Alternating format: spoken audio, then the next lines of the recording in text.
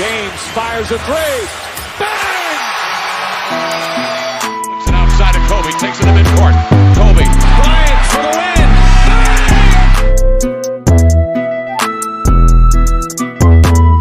Bang! Welcome back to the Double Trouble Podcast. Been about a month. Not been that long since we recorded the last one.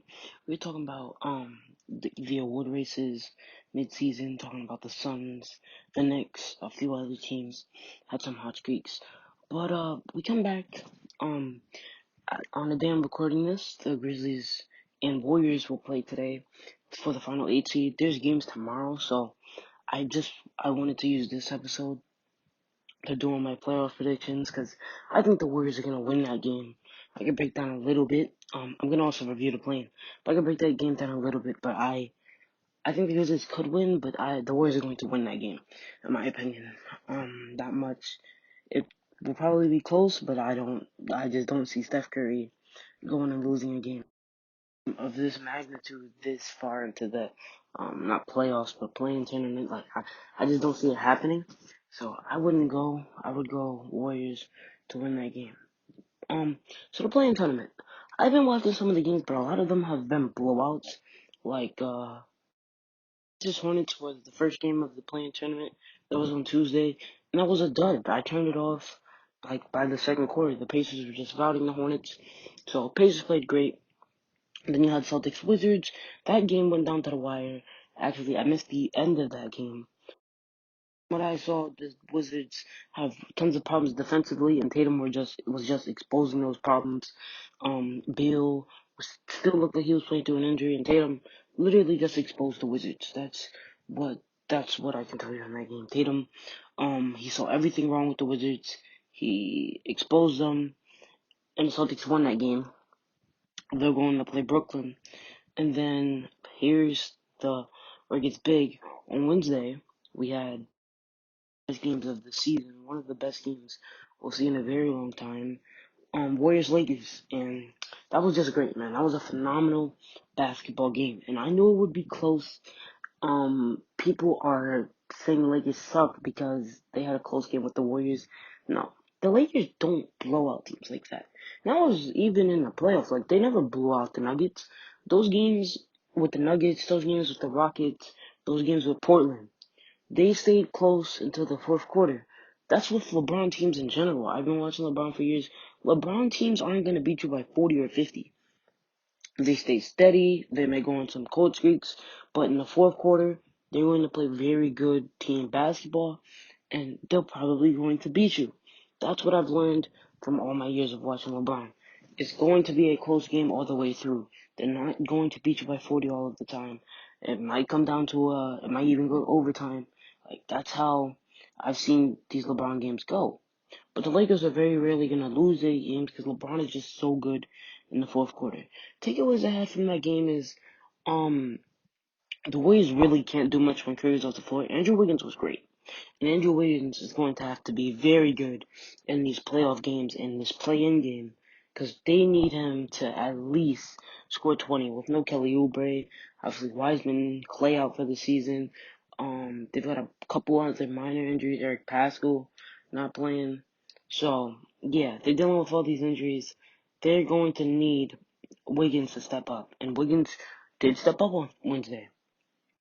He just step up tonight if the Warriors want to win that game. And against Utah, he needs to step up. Then, since I'm already on the topic, let's go right into Warriors Utah. Series I predict, I do not think this is a sweep.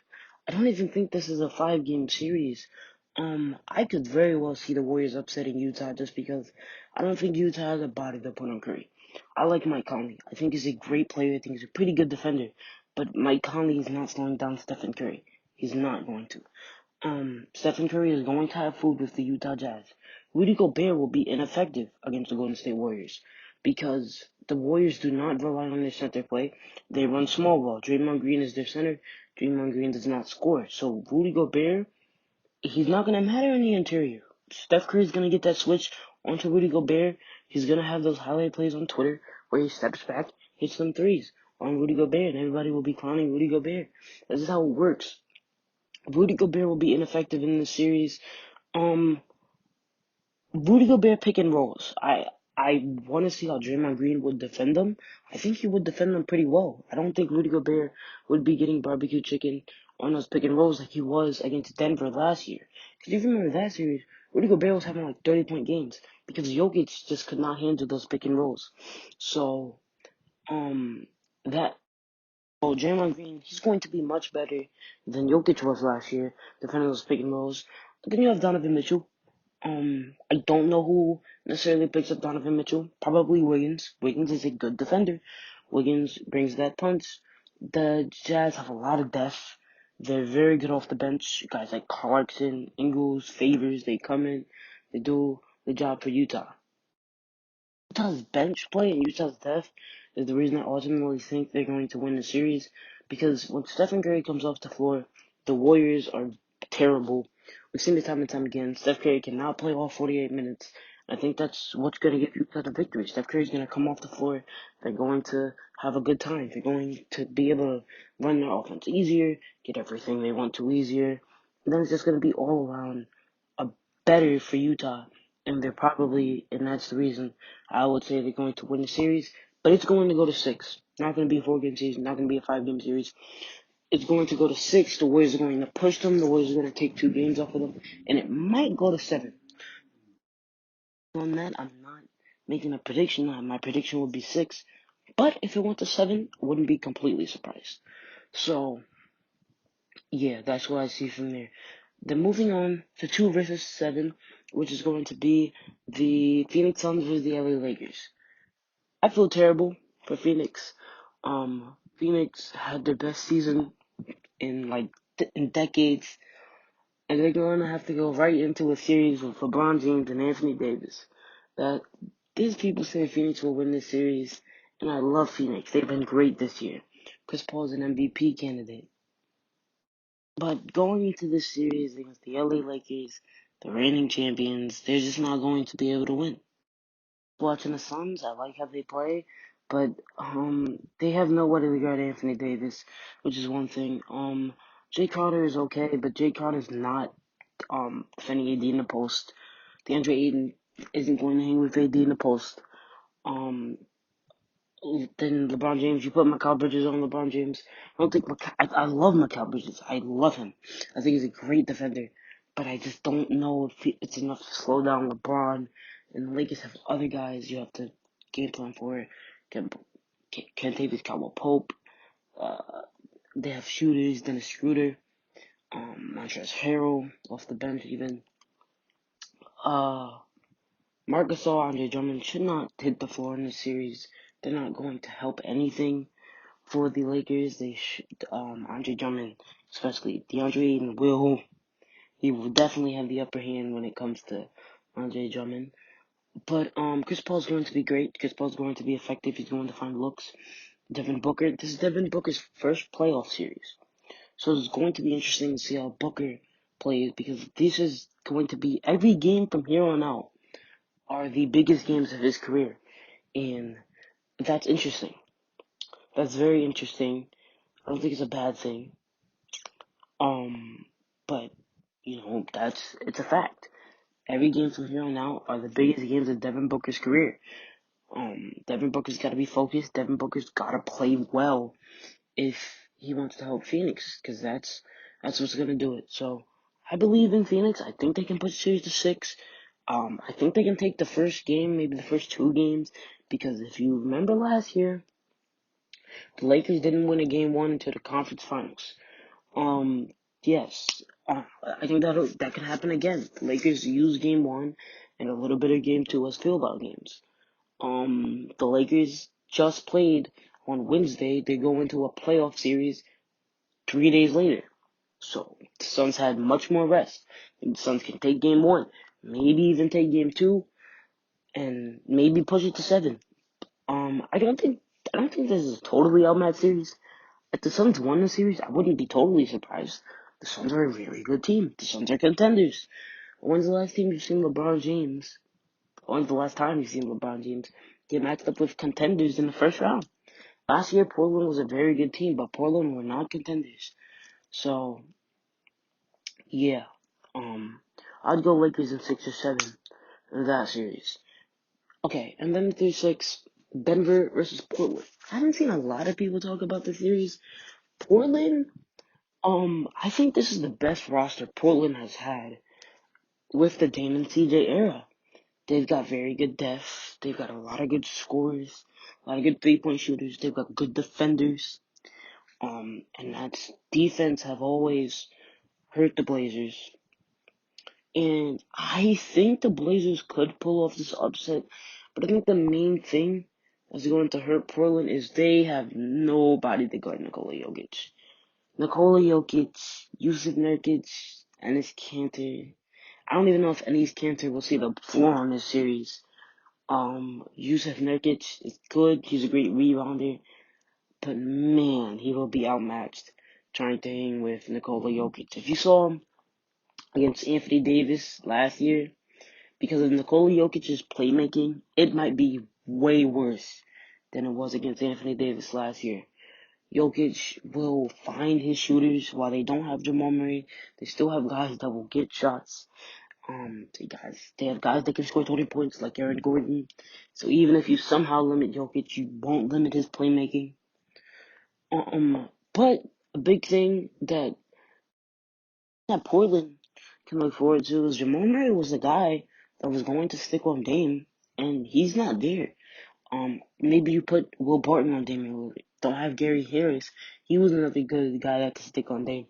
They do not have a lot of guys that I look at and I say that they can stick on Dame and CJ. Austin Rivers, thought he sees the floor in this series. PJ Dozier is not stopping CJ McCollum. That's going to be a problem for Denver. It is. Monte Morris is good, but I don't look at this Facu Campazzo. I don't know if he sees the floor. But I look at this Denver squad and I do not see guys that will really make Dame and CJ worried. And he's been going out early for the last few years. Portland could pull off the upset, but the main thing for me is Nikola Jokic. Portland has nobody to guard Nikola Jokic. Denver has nobody to guard Dame and CJ. So you get there, but Nikola Jokic is going to be more effective. Nikola Jokic might have a very good series, and I think this could be a 7-game series even. Because if you look at last year, they went down 3-1.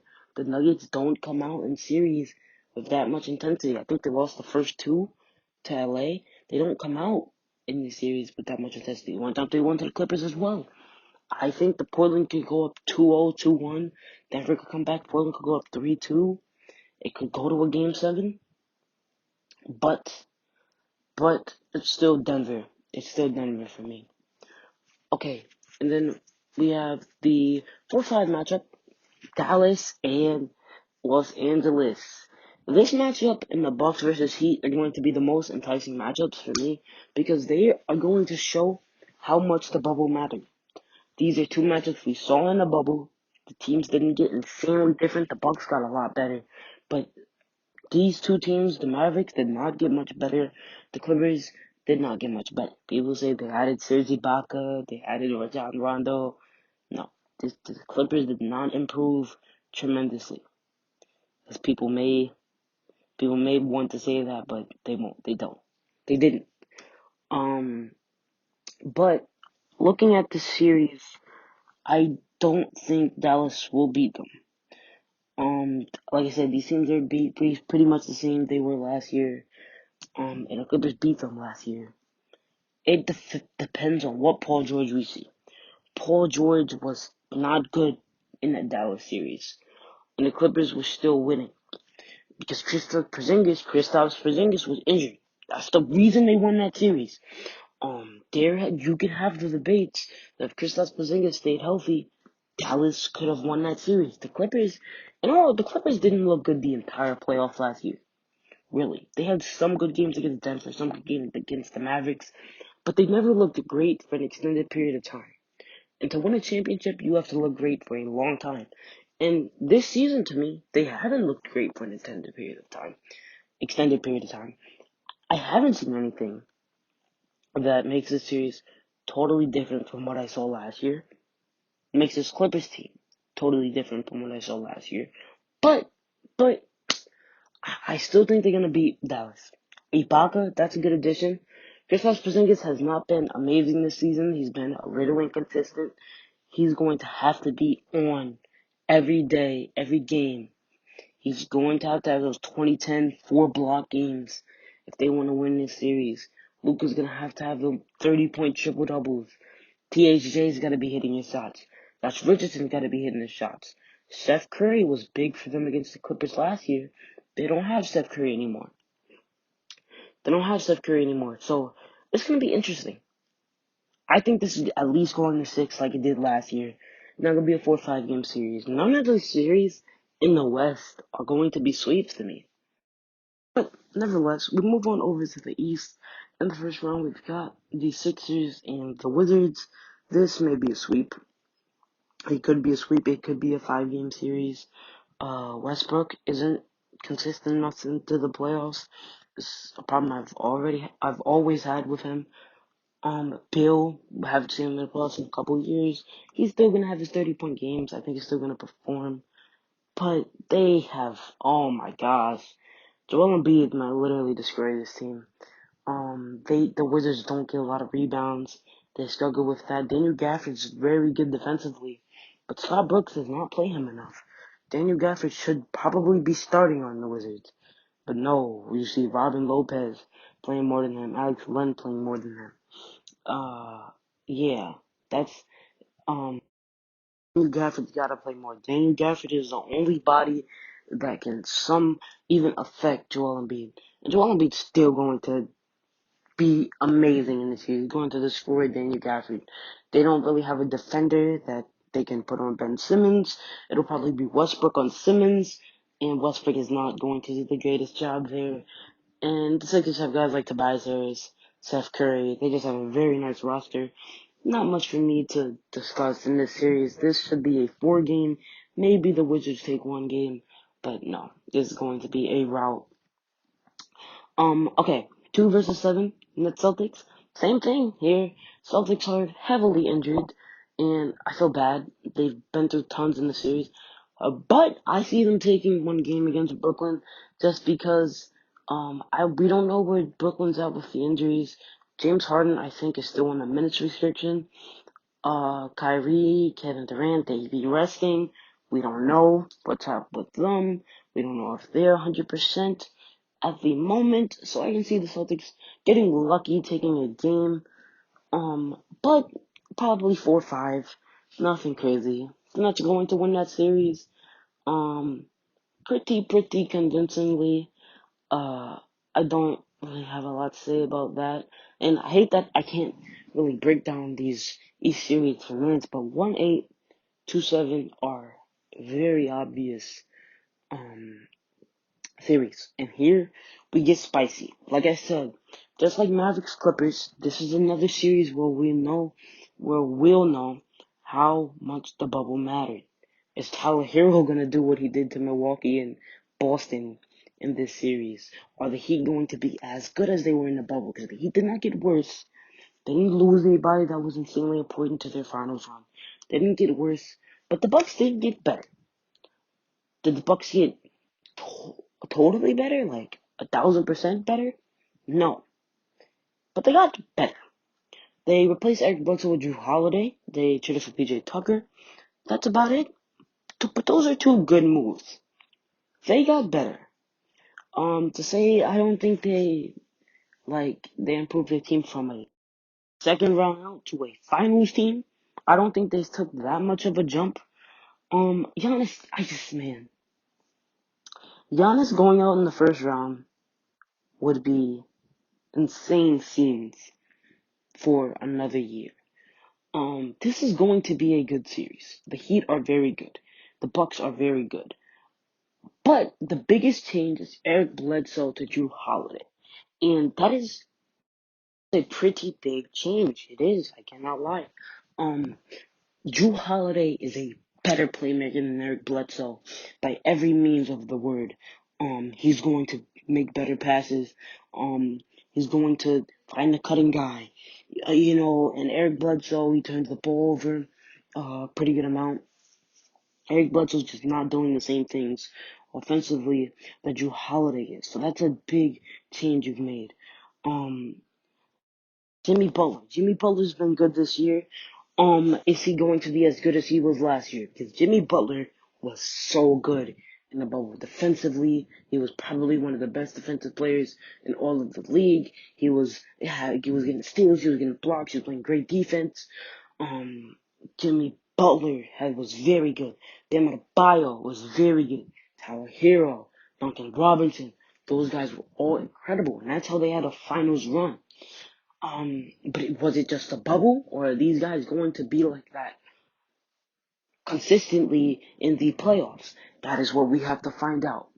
And I'm going Bucks in this series. I'm going Bucks. Um, there's a multitude of reasons I'm going Bucks. One, because I think the bubble is different. I think it is different in terms of basketball. I don't think it's Mickey Mouse or it doesn't count or whatever. But a feeling of home court advantage versus no team has home court advantage. Your fans don't matter. It's just two teams playing basketball, a quiet sound in the arena. Um, First of all, the bubble is way better for 3-point shooters. I don't know the stats entirely, but easier to shoot threes in an empty arena where all you have to worry about is your shot and the guy in front of you. So that's gonna help out the Heat. They have Tyler Hero, they have Duncan Robinson. They've got a lot of shooters. The Bucks did not have that many shooters last year, but they got PJ Tucker, statistically one of the greatest corner shooters of all time. So that's a lot better for Milwaukee. That's a huge improvement. But but the Heat could very well do what they did last year. If you don't think the Heat have a chance in the series, you're out of your mind. Because the Heat could come out hitting those threes. They're going to do that wall against Giannis. And that's the main thing. The Heat are not going to defend Giannis differently. They're not going to come in the series any differently than they did last year. It's going to be the same wall strategy. They're going to move the ball the same on offense. I don't think Drew Holiday makes Miami game plan a lot differently. It ultimately comes down to two guys. One, Chris Middleton. Chris Middleton is the second star of the Milwaukee Bucks. You look at second stars of teams. Anthony Davis, LeBron James, Kawhi Leonard, Paul George. Chris Middleton doesn't touch those guys in terms of a second option. And he's going to have to do that in this series. Chris Middleton's going to have to be insanely consistent. Chris Middleton's going to have to be very good. He gets that open three, that three cannot miss. Giannis is off the floor. Middleton's got to be their guy. They can go to the hit shots. That's going to be the main thing in the series. Chris Middleton's going to have to be on his game. And I think he can be. I think he can be. He's a very good player. They're gonna come up with the wall, and the wall was something Giannis was. The Heat knew Giannis would have a problem with it. They defended him through the season with it. They defended him through the playoffs with it. The games we saw Heat Bucks this year, both teams weren't very healthy, so they're very hard to They're very hard to.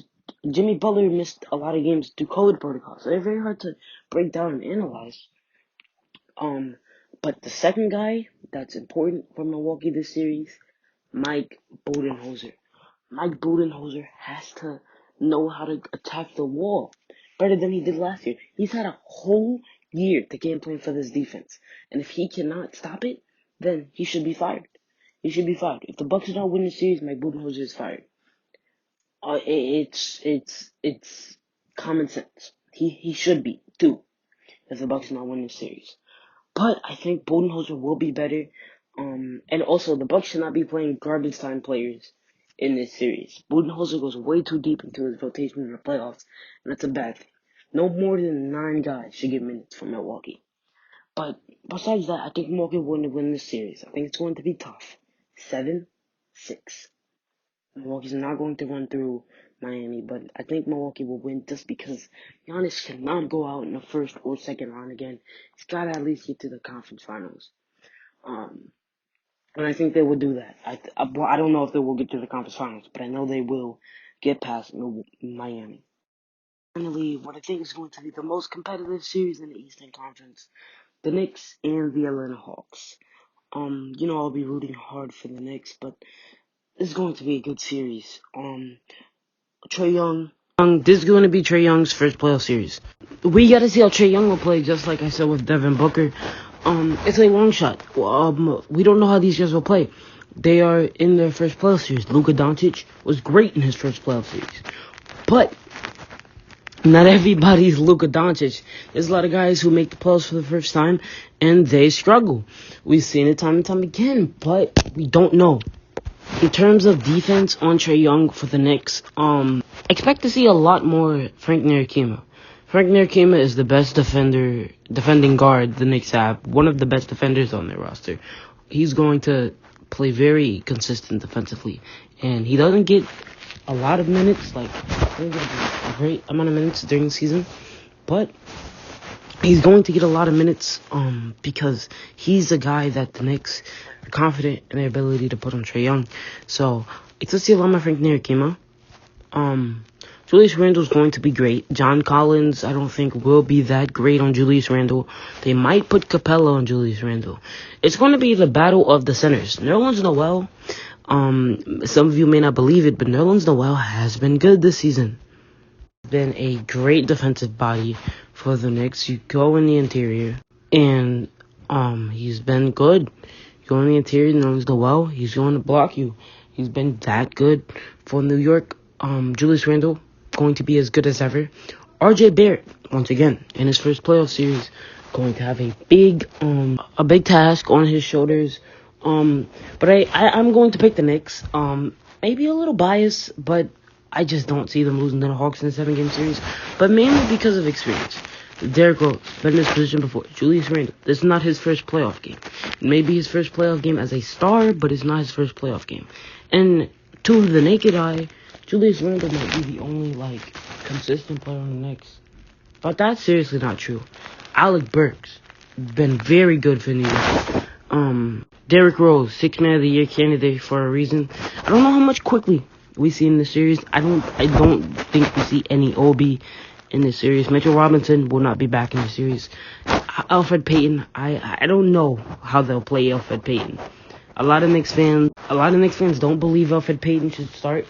I'm with you on that, but I don't think now is the time to make a change like that. Reggie Bullock, been very consistent. I don't think we see a lot of Taj Gibson, a lot of Kevin Knox.